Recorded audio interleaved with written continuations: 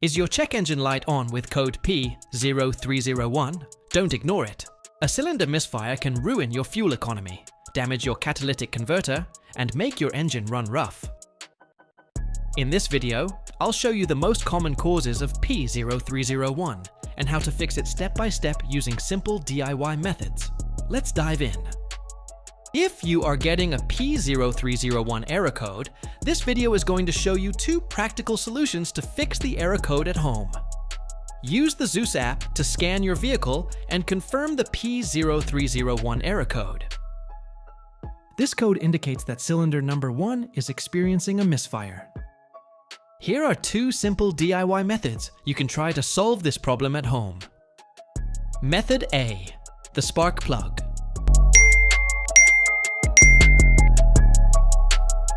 The spark plugs are located at the engine end of the wires under the plug covers that attach them. First, carefully remove the spark plug. Use the spark plug gapper to check the gap spacing of the spark plug.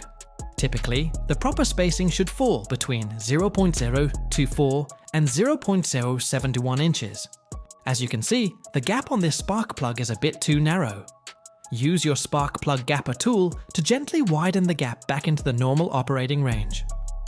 However, if you notice any obvious physical damage, heavy wear, or cracks on the spark plug, simply replace it with a brand new one. Method B, the ignition coil.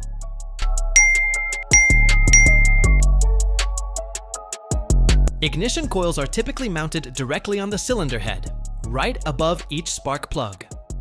First, carefully remove the ignition coil from the engine. Check the coil to see if it is stained or damaged.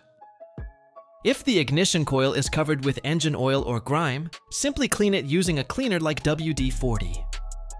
Otherwise, if the ignition coil is physically damaged, replace it with a brand new one.